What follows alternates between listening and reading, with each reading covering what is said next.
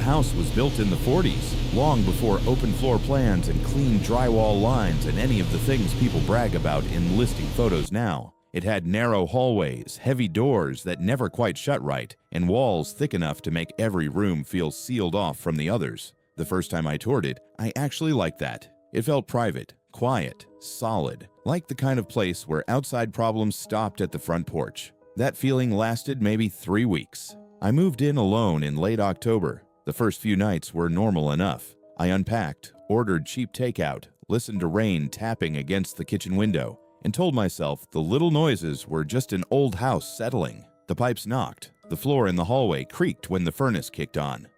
There was a dry scratching sound in my bedroom wall once or twice after midnight, but I figured it was mice. The landlord said old houses always had some kind of harmless noise. Then things started happening in ways that didn't feel random. The first thing I noticed was the bathroom door. I was obsessive about it because the latch was bad. If I didn't pull it all the way shut, it drifted open on its own, so I got in the habit of making sure it clicked every time. One morning, after showering, I left for work and checked it before I went. Closed, latched. I remember it clearly because I had my bag in one hand and coffee in the other, and I used my elbow to push it the last inch. When I got home that evening, it was standing halfway open. That should have been nothing. Houses shift, doors move. Except the latch only failed when the door was almost closed, not when it was fully set. To be halfway open, someone had to pull it. I told myself I'd just remembered wrong. A few days later, groceries started disappearing in small amounts. Nothing obvious. A yogurt cup gone from a 4-pack. Bread missing faster than I thought it should. Slices of deli turkey gone when I knew I hadn't eaten them. At first, I blamed myself. I was working late, sleeping badly, eating without thinking. It would have been easy to lose track. Then, one Sunday night, I cooked pasta, packed half of it into a plastic container, and put it on the second shelf of the fridge because it was all I had for lunch the next day. I woke up late, ran to the kitchen, opened the fridge, and found the container still there, but the lid had been snapped back on, crooked.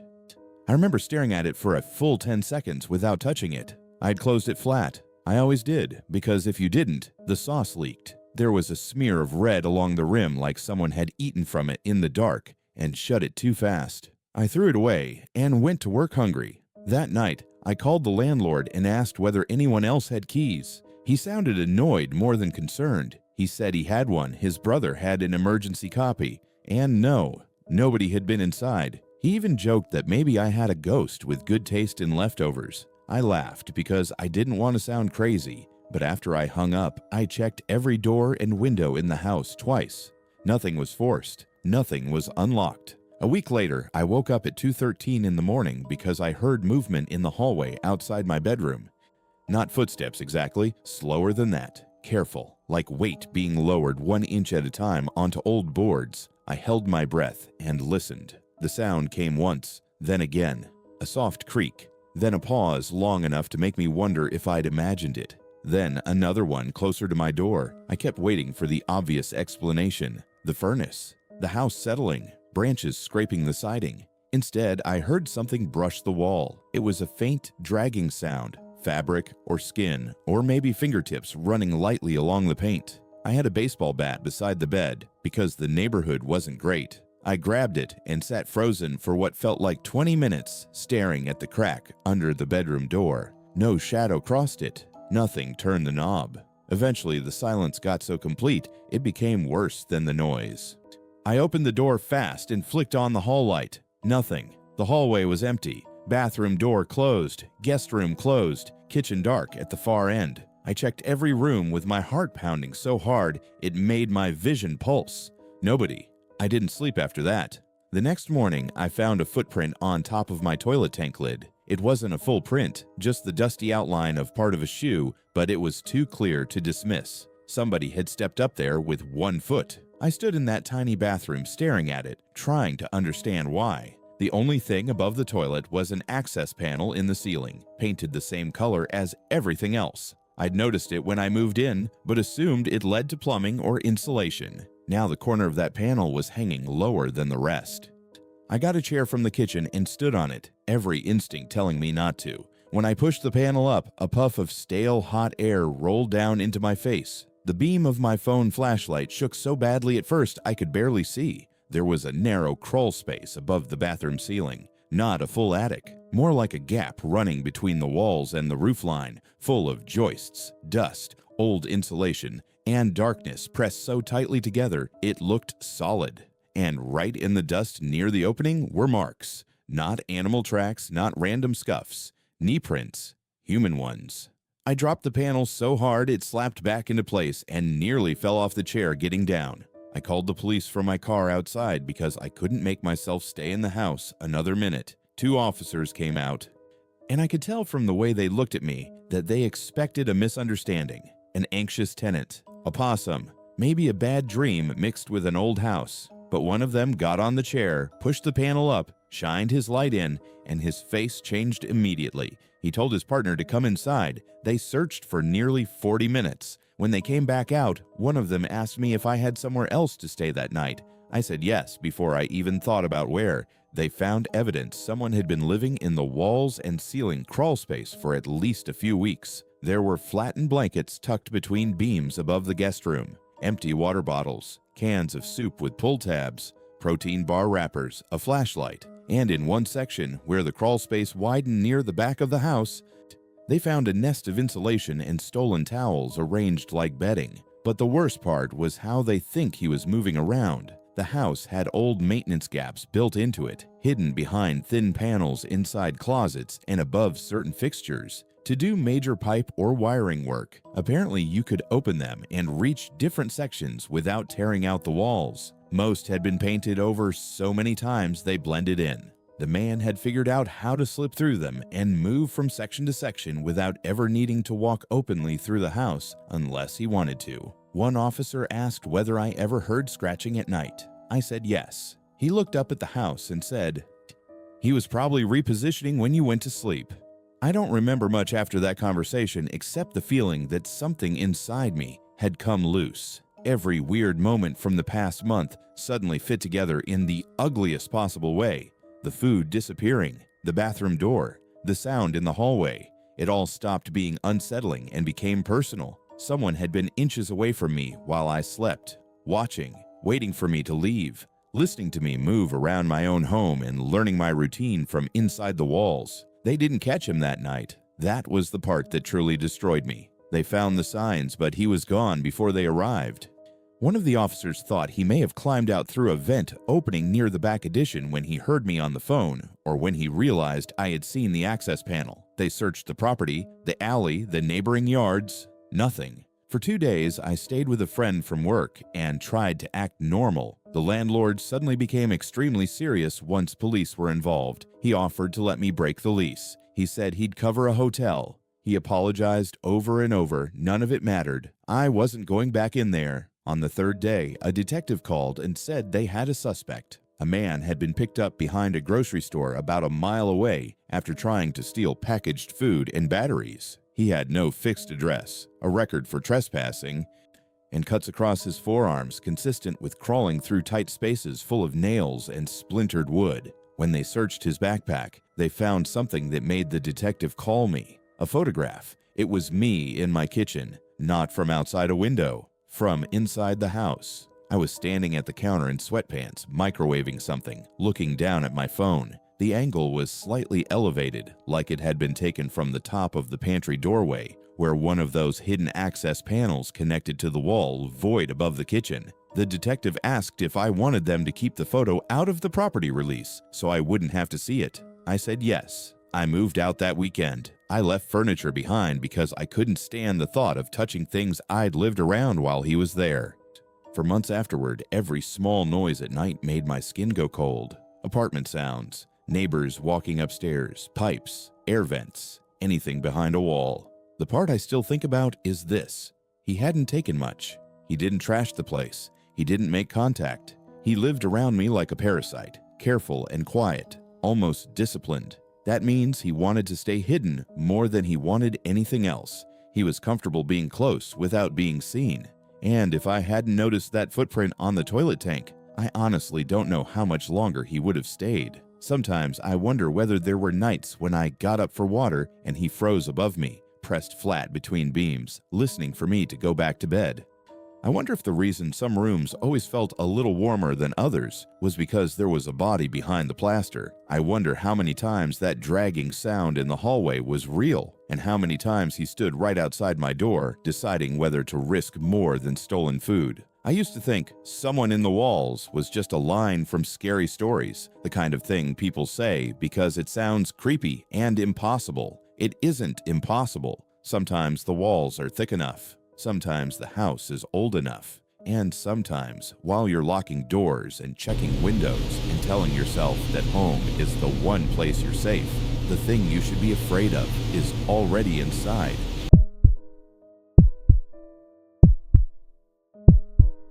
I was 17 when my mother rented the upstairs unit of a split-level house on the edge of town, the kind of place landlords describe as full of character, when what they really mean is old, narrow, and impossible to heat evenly. The bottom floor had been converted into a separate apartment years earlier, but the layout still felt wrong, like the house had been cut apart without fully deciding what it wanted to be. There were sealed doors, odd little alcoves, and sections of wall that sounded hollow if you knocked on them. My mother loved it immediately because it was cheap and close to her job. I hated it the second I walked in, not because it looked scary. It didn't. It was bright during the day, with faded cream walls and big front windows that let in a lot of afternoon sun. But the sound inside the place was strange.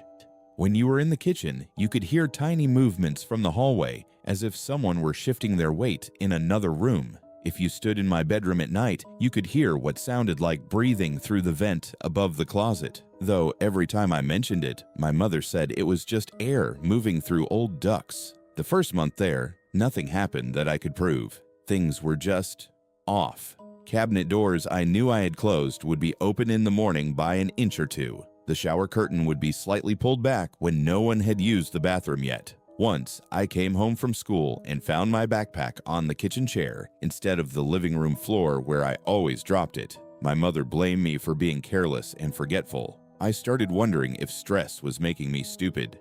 Then the food started changing, not disappearing exactly, changing. A row of crackers in the sleeve would be broken when nobody remembered opening them. Juice in the fridge would be lower than it should have been. Sandwich bread would have 1 or 2 slices missing out of the middle while the rest of the loaf looked untouched. My mother accused me. I accused her. We both got irritated enough over it that we actually started writing our names on leftovers like roommates who hated each other. One night she got home late from work and found the chicken she'd been saving for lunch torn apart in the sink, as if someone had picked through it with their hands and then rinsed the plate badly afterward. She came into my room furious, switched on the light, and demanded to know why I was touching her food. I'd been asleep.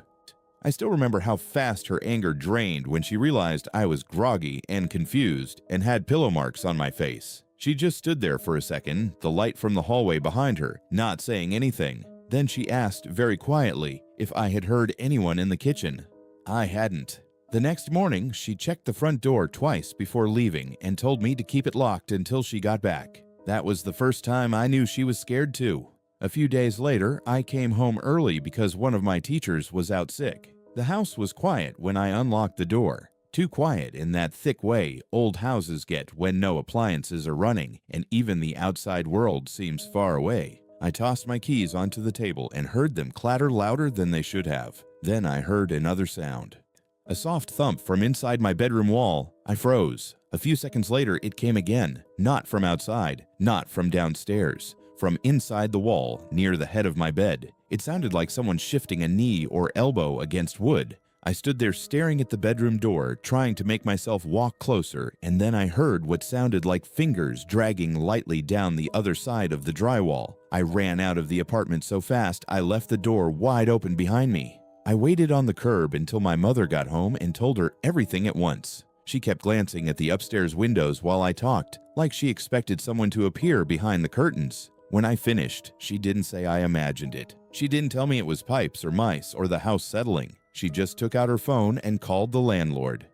He came over irritated. You could tell before he even got out of his truck that he thought this was going to be stupid. He walked through every room with the bored confidence of someone determined not to find anything. He checked the locks, looked under the sinks, opened the hall closet, then laughed when he saw how tense we were. until he opened my bedroom closet. The closet was narrow and deep, with one of those cheap bifold doors that never aligned right. Most of it was full of my clothes and boxes, but the back wall had a thin vertical seam in the paneling. I had noticed it before and assumed it was just warped wood. The landlord touched it, frowned, and knocked. It sounded hollow. He shoved some of my boxes aside and pressed harder against the seam. The panel moved inward half an inch. Everything changed after that. He grabbed a screwdriver from his truck, came back up, and forced the panel open enough for us to see there was a gap behind it. Not a normal wall cavity, a passage, narrow, dark, and running between the units like a hidden service space. It was maybe 2 feet wide, maybe a little more, with studs on one side, old insulation on the other, and wooden boards under decades of dust. Except the dust wasn't undisturbed. There was a path through it. The landlord swore under his breath and backed away. My mother pulled me behind her even though I was almost her height by then. Nobody said anything for a few seconds. We were all staring into that opening, waiting for movement. Then the smell hit us. Sweat, rotten food, damp fabric. The landlord finally called the police. When they came, they searched the wall passage with flashlights and found that it ran farther than any of us expected. It connected the upstairs closets, an old utility opening above the bathroom, and parts of the downstairs ceiling through crawl spaces left over from the original structure. In one widened section near the center of the house, hidden behind the wall between my bedroom and the hallway, they found blankets, empty cans, bottles of water, a bucket, and stacks of stolen food wrappers. Someone had been living in there, not visiting, living. The officers told us to wait outside, but I overheard enough to piece the rest together. Whoever it was had probably been entering through a broken basement access door the downstairs tenant never used. From there, he'd found the wall passage and realized he could move around the house without being seen.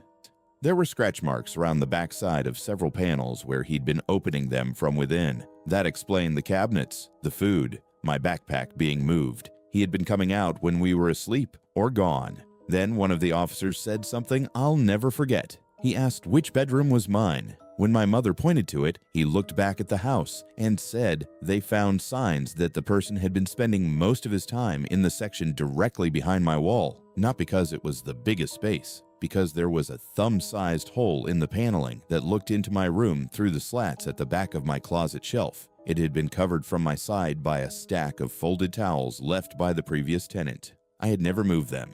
The idea that someone could have been inches away, standing in darkness, watching me sleep through a hole no bigger than a coin, made my legs go weak so fast I had to sit on the curb. They didn't find him that night. That was the worst part. All that proof, and still no person. He must have heard us before the police arrived and slipped down through another access point into the lower part of the house, then out through the basement. For the rest of that evening, every shadow around the property looked human to me. We stayed at a motel. The next afternoon, police called and said they'd caught a man trying to get back into the basement window well behind the house. He had a flashlight taped with red plastic, gloves, canned food in a backpack, and one of my mother's missing kitchen knives. According to the officers, he'd been living rough for months and found the access spaces by accident after hiding in the basement during a storm. Once he realized he could stay hidden between the walls and come out for food, he kept doing it. My mother broke the lease immediately. I never went back for the last of my stuff. She did, with 2 relatives and a police escort. She told me later that the towels in my closet had fallen over while they were packing. Behind them, right where the officer said it would be, was that tiny hole in the wood. She covered it with duct tape before she left. Even now, years later, I still check closets in every place I live. I knock on walls. I notice seams in paneling. I hate vents above eye level, and I never keep anything stacked in the back of a closet unless I know exactly what's behind it. Because some strangers break into houses through doors or windows, and some of them find a better place to hide, a place where they can listen to your conversations, learn your routine, take what they want in small amounts, and wait just a few inches away while you tell yourself the noises are nothing. A place inside the walls where they can hear you breathing. And if the house is old enough and the spaces are narrow enough, you might never know you're not alone until one day you hear movement on the other side of your bedroom wall, and it moves back.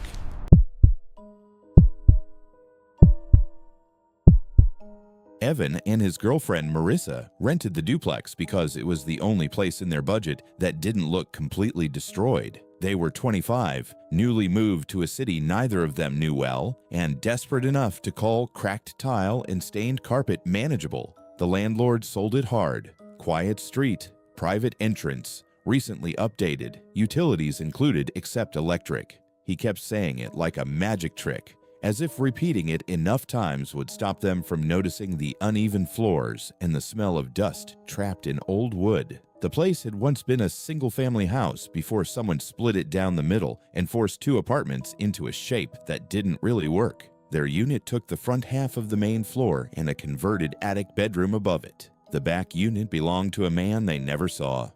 The landlord claimed he worked nights and slept during the day. That first week, the house seemed normal in all the ways that matter when you're trying to convince yourself you didn't settle. The pipes rattled when the shower started. The kitchen window stuck. One stair complained louder than the others. At night, they could sometimes hear muted knocks and soft movement through the walls. But in a divided house, that wasn't surprising. Old places always carried other people's sounds in strange ways. Then Marissa started noticing that things in the bathroom were being touched. Her makeup bag would be zipped differently from how she left it. The hand towel she folded over the rack would sometimes be hanging loose, as if someone had dried their hands and tried to place it back quickly.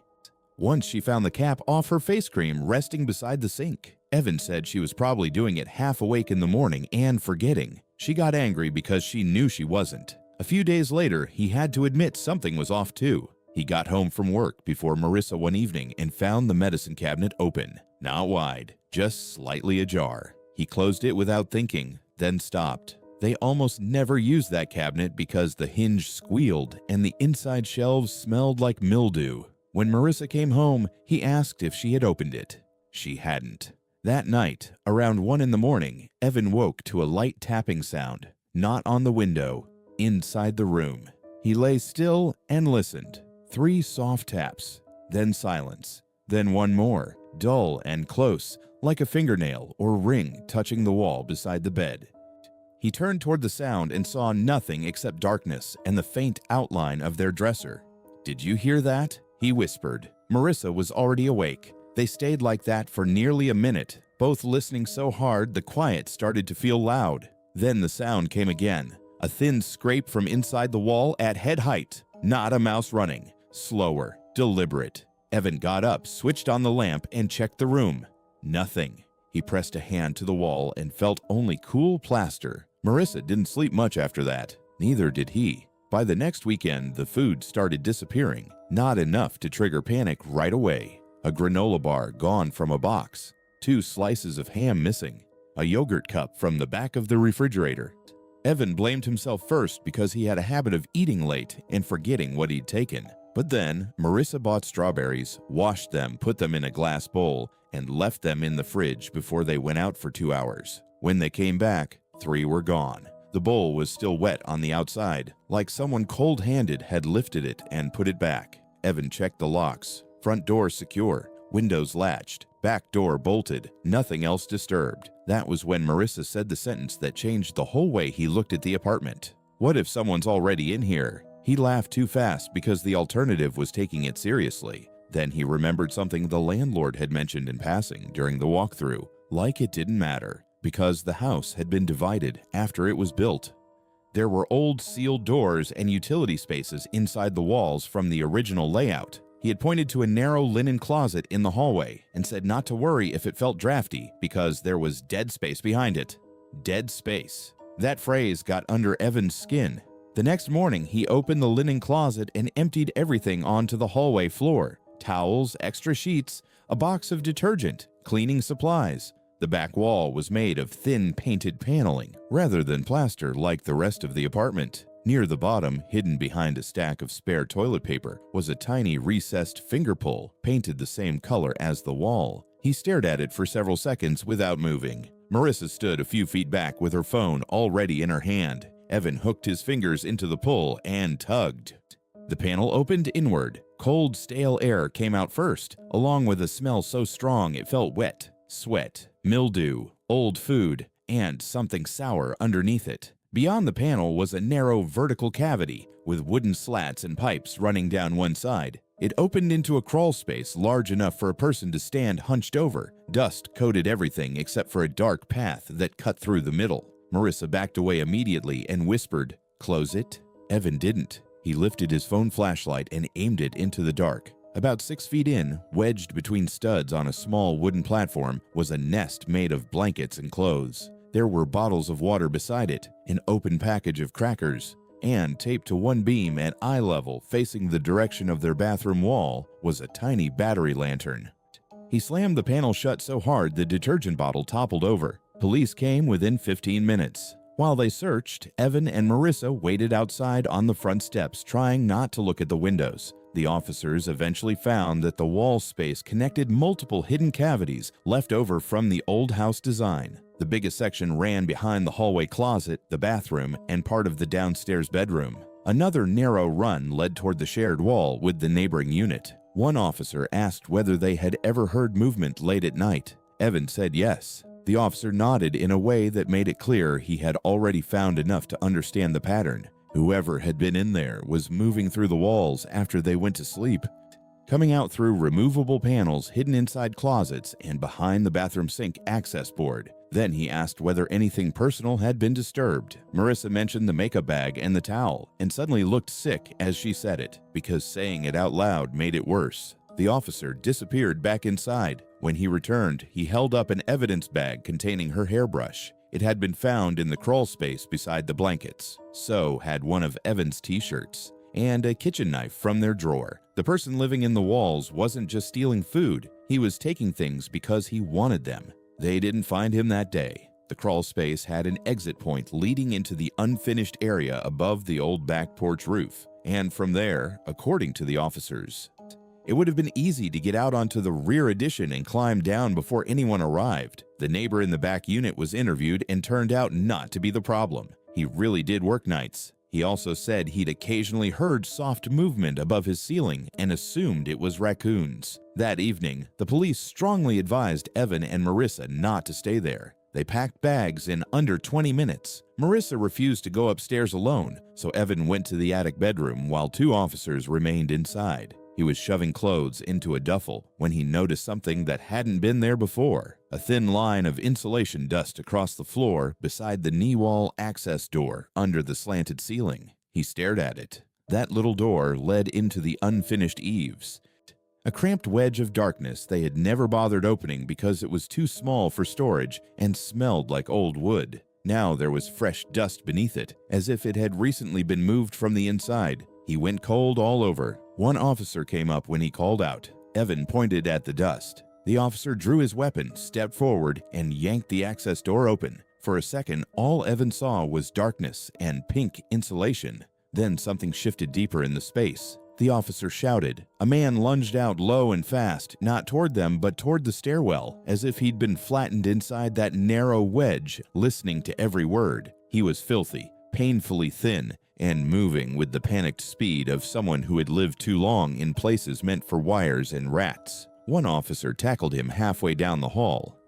The fight was short and ugly. Afterward, when they got him in cuffs, Evan saw the man turn his head and look back toward the apartment with an expression he still couldn't explain. It wasn't anger. It looked more like annoyance at being forced out. Later, they learned he had been entering through a broken cellar hatch, hidden by overgrown weeds at the rear of the house. He'd been using the interconnected voids between the original walls and the later renovations to move between sections without being seen. According to the officers, he had likely been living there for over a month, maybe longer. He came out when they were at work, when they showered, when they slept deeply enough, taking food a little at a time so they would doubt themselves instead of calling for help. But that wasn't the part that stayed with Evan. A detective contacted them 2 days later and asked if they wanted to know everything that had been recovered from the crawl space. They said yes. Among the items were wrappers, batteries, stolen toiletries, 2 knives, a flashlight, and pages torn from a notebook. Most of the pages contained rough sketches of the apartment layout, arrows marking their routines, times, notes. Nothing long, just fragments. Leaves 8:12. Shower 10 minutes. Light sleeper. Check fridge after 1. And one line written darker than the rest. They still don't know where I am. Evan and Marissa never went back after the movers cleared the rest. They lost the deposit, had to borrow money to get another place, and spent weeks sleeping with lights on. For a long time, Marissa couldn't stand closed bathroom doors. Evan started checking every apartment listing for phrases like renovated historic property or converted duplex and crossing them off immediately. Because once you know a person can live inside the hidden parts of a house, ordinary sounds stop being ordinary. A tap in the wall is no longer a pipe cooling. A scrape above the ceiling is no longer just old wood shifting. A bathroom cabinet left slightly open is no longer a mistake. It becomes evidence, proof that someone has been close enough to touch your things, close enough to hear you laugh, argue, shower, sleep, close enough to wait in total darkness while you move through rooms thinking you are alone. And the worst part is understanding how easy it is to miss. A draft from a closet, food disappearing too slowly to notice. Small objects move just enough for you to blame each other. That's how someone gets to live inside your walls, not with one huge mistake, but with 100 tiny ones you explain away until the house no longer feels wrong. It feels occupied.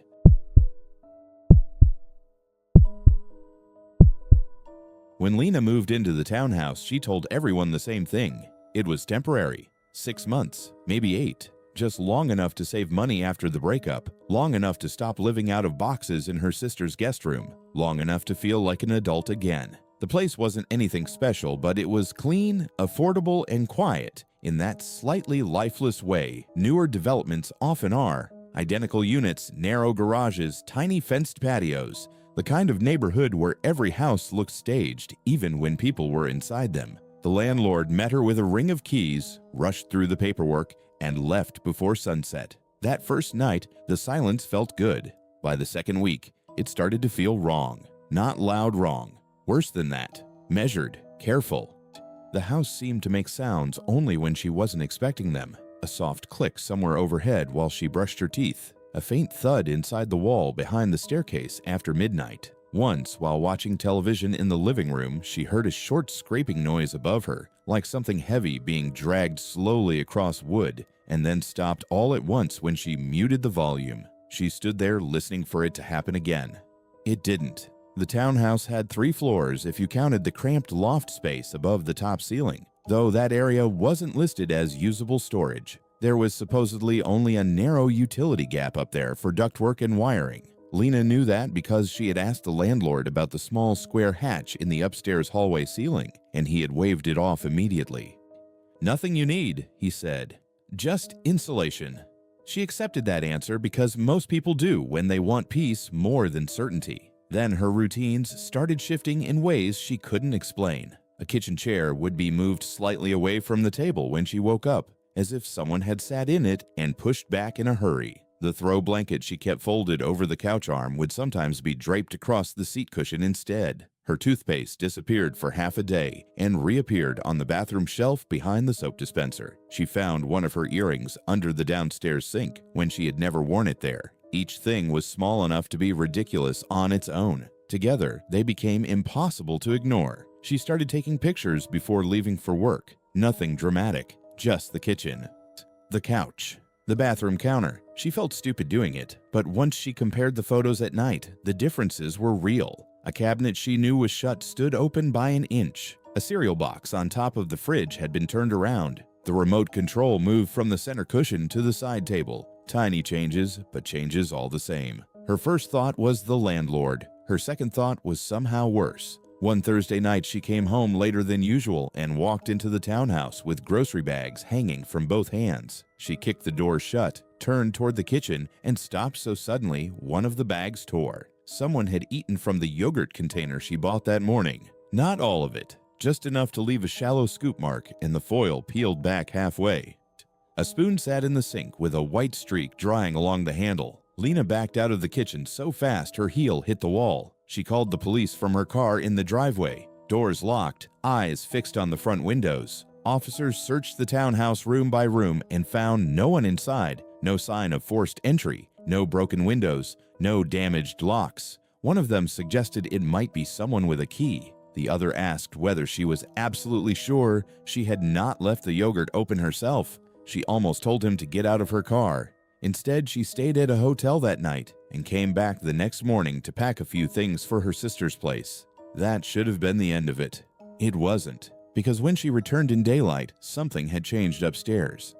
At the top of the second-floor landing was a narrow hall leading to the bathroom and bedroom. The ceiling hatch was there, a simple square panel with a small metal ring set flush into the paint. She had passed under it dozens of times without a second thought. Now the ring was hanging down. Lena stood frozen at the bottom of the stairs, staring up at it. She knew it had been folded flat before. She knew because she remembered thinking it looked like a tiny hidden compartment in the ceiling. Now it swung slightly in the air-conditioned draft, moving just enough to make her feel sick. She should have walked out. Instead, she climbed halfway up the stairs and listened. At first, there was nothing. Then, from directly above the hatch came a single soft movement. Not a scamper, not a pipe.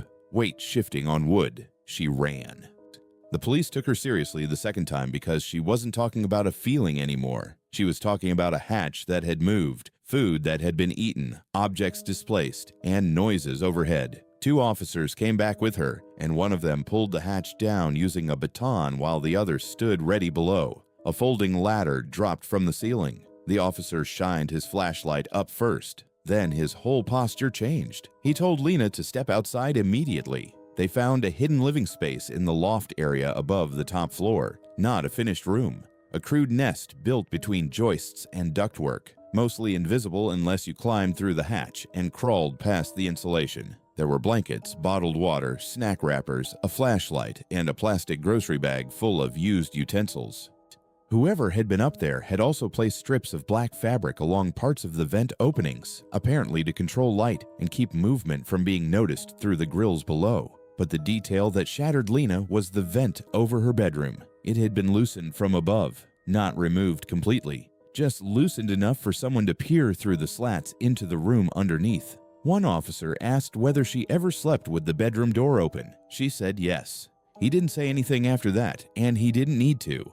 The person had likely been watching her. They searched the loft and the rest of the property for over an hour, but the space above the units connected to a narrow construction gap running between several townhouse roofs. From there, according to the officers, if someone agile could move farther down the row and drop into an unfinished maintenance area near the end unit's garage, the man was gone before they arrived. That evening, the landlord finally stopped acting confused and admitted something he should have said from the beginning. A maintenance worker had reported signs of trespassing in one of the vacant units 2 months earlier, missing bottled water, a displaced ceiling panel, footprints in drywall dust. The landlord assumed it was a contractor or a prank and never documented it. Lena nearly screamed when she heard that, because by then she understood this wasn't random. Someone had learned the layout of the roofs and ceiling voids before she ever moved in. Someone had figured out which units were occupied, which routines were predictable, and which residents lived alone.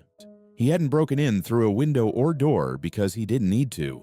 He was already above them. The police caught him 3 nights later after another tenant reported sounds in the ceiling and a flashlight beam through a bathroom vent. He was found in the end unit's garage wall cavity trying to hide behind insulation rolls and electrical conduit. He had been carrying food, batteries, gloves, and a screwdriver worn smooth from repeated use. According to investigators, he'd been moving between the connected loft spaces for weeks, maybe longer, slipping down only when units were empty or residents were asleep. Lena moved out before the month ended. She never slept in that townhouse again. For a long time afterward, anything overhead made her pulse spike. Heating vents, attic noises, a neighbor walking on the floor above her apartment. Even the harmless pop of cooling metal in a quiet room could drag her right back to that staircase, looking up at the hatch and realizing the barrier between her and whoever had been living there was never a locked door, just a thin painted panel in the ceiling. That's the part people miss when they think about stories like this. They imagine someone hiding in a basement or sneaking in through a back door. Something obvious, something cinematic. But real fear is quieter than that. Real fear is living normally while someone above you learns your schedule by listening through vents. Real fear is a spoon in the sink you know you didn't use, a chair moved half an inch, a hatch ring hanging down when it used to lie flat. Because once you realize a person has been inside the structure of your home, every ordinary sound changes forever. The house stops feeling like shelter. It becomes layers, hidden spaces, blind spots, places where another life can exist just out of sight, patient enough to survive on scraps and silence. And the worst thought of all is wondering how many nights they were there while you were below them, making dinner, folding laundry, getting ready for bed, never once thinking to look up.